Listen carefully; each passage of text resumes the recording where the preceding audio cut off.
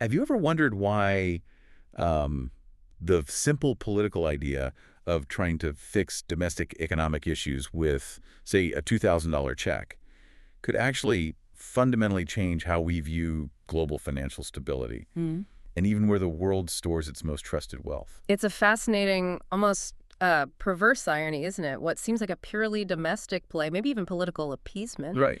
It has these huge geopolitical ripples, and it seems to be accelerating a really big, calculated shift in global wealth, specifically gold. Yeah, we're seeing a direct line, it feels like, between this sort of internal U.S. fiscal confusion and a pretty dramatic pivot in the gold market. That's exactly the tension we need to explore today. We're looking at these U.S. stimulus ideas, especially that much talked about tariff dividend, and connecting them directly to these big shifts in physical gold, particularly China's moves, which seem very calculated. This really is the story of what happens when short-term political thinking crashes into the, let's face it, the long-term, pretty unforgiving reality of global finance. Yeah, our mission here is really to unpack the argument that this stimulus idea, far from actually helping people, just makes the national debt worse and leadens the wealth gap.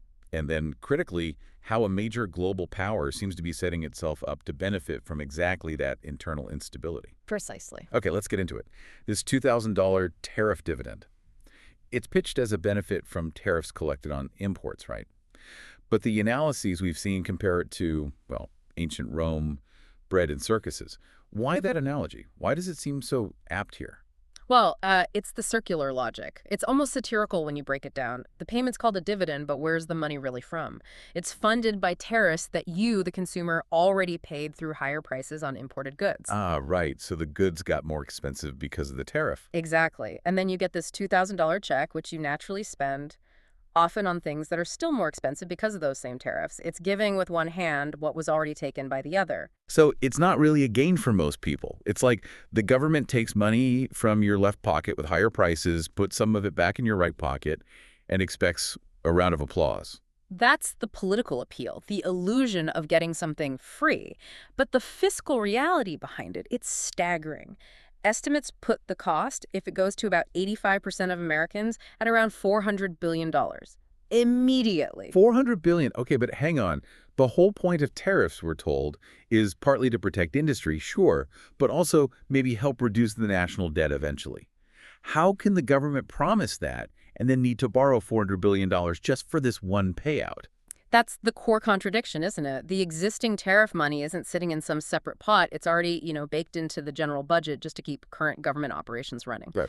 So that $400 billion, it's not coming from surplus tariffs. It has to be borrowed, new bonds issued. And with the national debt already north of $38 trillion, well, this pushes us towards $40 trillion.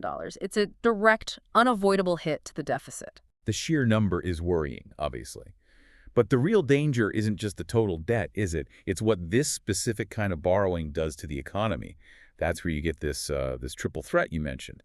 Worse debt, yes, but also inflation and widening inequality. Let's really zero in on that inequality part, because that's where the subtle damage happens. When you inject $400 billion like that, it's a liquidity shock. Research shows pretty clearly that lower-income Americans spend almost everything they receive very quickly. Right, it goes straight into the economy. Straight into consumption, yeah. Maybe $80 or more out of every $100 goes right back out, often on U.S.-made goods and services. But who owns the factories, the stores, the distribution chains, the underlying real estate? It's the people already at the top. Exactly. The highest wealth tier. They capture a disproportionate amount of that spending velocity without actually spending their own capital. It flows to them. But the really sharp investors, they don't just sit back and wait for that flow, do they? They see the borrowing coming. Oh, absolutely. They front-run it. Sophisticated investors see $400 billion in new borrowing and immediately understand what it signals. Continued pressure on the dollar's value, dollar debasement. So they act before the full effect hits. They shift capital into assets they expect to hold value or appreciate. We've seen gold surge past $4,100 an ounce. Stocks keep climbing. Bitcoin, too. It's classic asset price inflation. So the wealthy get wealthier, not really through work, but by owning the things that soak up all this new money. Precisely. While the average person deals with the other side of the coin. Which leads us straight into the grim outlook for the average consumer. Part two, this potential long-term crashing consumption. That $2,000 feels good for maybe a week, right? But what about months later when everything just costs more? And that's the real engine of the U.S. economy that starts to sputter. Consumer spending is, what, 70% of GDP? When people are forced to pull back because things are too expensive, the whole foundation gets shaky. We've kind of been living in this strange world since the pandemic stimulus, haven't we? Prices for essentials, rent, food, insurance, just basic stuff at Walmart have skyrocketed. But at the same time, the things you need to build wealth houses, stocks, they've also soared, often way out of reach for regular people. It feels like a confidence crater. The data backs that feeling up. Yeah. Housing costs, car prices, even just entry-level goods, they're all outpacing wage growth significantly. This forces people onto credit cards, revolving debt, just to stay afloat. Yeah. And when that confidence drops or the credit runs out, long-term consumption gets crushed, which completely undermines the supposed goal of the stimulus in the first place, boosting growth. It really highlights the muddle coming out of Washington, doesn't it? You have the political appeal of the check. The easy promise. Right. But then you have fiscal advisors who must see the danger, sometimes suggesting things like tax cuts instead, which might offer relief without needing that immediate $400 billion in new debt. And it forces you to ask a really fundamental question about the tariff war itself. If the tariff money was meant to help the debt, but then you immediately borrow $400 billion against it for a handout, what is the real function of the tariffs now?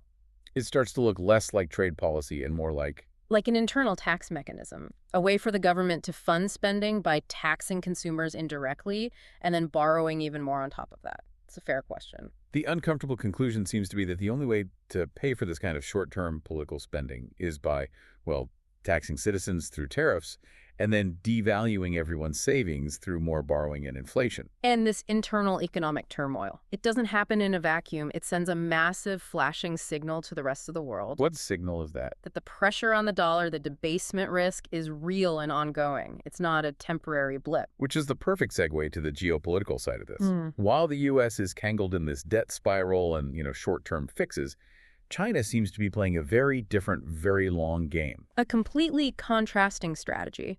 If the dollar looks increasingly risky, what's the historical hedge? Gold. Exactly. China's strategy isn't about printing or borrowing, it's about physical, tangible wealth. They are already the world's biggest gold producer, and importantly, their production is still increasing, up about 1.4% just in the first 3 quarters of this year. And the key isn't just digging it up right, it's what they do with it. That's crucial. China stockpiles its domestic production. Very little of it gets exported. They're keeping that physical wealth inside their own system. Okay, contrast that with the U.S. U.S. gold production. It's actually fallen sharply, down over 30%, maybe 32%, to just around 158 tons a year. Meanwhile, you see production ramping up not just in China, but in places like Russia. They're mining over 330 tons a year, and allies like Australia and Canada, too. So the U.S. is producing less, China's producing more and keeping it. This divergence matters. It raises questions about the physical supply available in Western markets if there were a sudden large-scale flight to gold. And this internal fiscal chaos in the U.S., as you said, acts as a signal. It seems to be pushing other countries, particularly in the global south, towards an alternative, towards Shanghai. Precisely. Emerging economies, think BRICS nations or any country worried about its sovereignty, they're looking at the risk of sanctions, of having their assets frozen or confiscated if they're held in New York or London. We've seen that happen. Venezuela, for example. Right. The precedent exists. Political disputes can lead to a country being cut off from its own sovereign wealth stored abroad. That's a powerful incentive to find alternatives. And this isn't theoretical. It's happening now. Tell us about the Cambodia example you mentioned. Yeah, Cambodia is making a significant move. They're transferring 54 tons of gold, which is about a quarter of their entire foreign exchange reserves, out of Western vaults and into the Shanghai Gold Exchange's bonded zone for storage. Okay, what's special about this bonded zone in Shanghai? It's not just about avoiding taxes, is it? Oh, it's much more strategic than that. This zone allows countries to store and even trade physical gold completely outside the traditional Western financial clearing systems. Ah, so it's off the grid in a way. Effectively, yes. It shields those assets from surveillance and, crucially, from the threat of future confiscation or freezes by U.S. or European authorities. It's like a neutral, protected warehouse. So if we zoom out, this movement of physical gold from the global south, maybe from nations feeling vulnerable, into Chinese vaults, it means less physical gold physically sitting in New York or London, right? That's the direct consequence. And over time, this erodes U.S. financial leverage. If a country knows its gold reserves are safe, beyond reach, then the threat of sanctions or financial exclusion loses a lot of its bite. It becomes a hollow threat eventually. It could, yes. Huh. And there's another angle, the rising price of gold itself. Going from under $3,000 to over $4,000 an ounce since this whole tariff situation ramped up, that price increase funnels enormous financial value towards the holders of gold. Meaning towards China and other countries accumulating it. Exactly. It strengthens China's financial standing, making its markets not just for gold but stocks, bonds, look more credible as an alternative financial center. It reinforces their position. Okay, let's try and pull this all together. It's a really stark picture. We've got domestic policies, maybe aimed at short-term political gain, Appeasement, perhaps? which ironically seem to be worsening the national debt, driving inequality, and ultimately fueling the debasement of the dollar. And that very debasement then pushes real physical wealth gold out of Western control and into the hands of geopolitical rivals. It's kind of double whammy.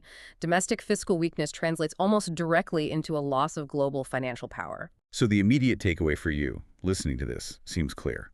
The average person gets squeezed by rising prices and debt, while those holding assets see their wealth inflate.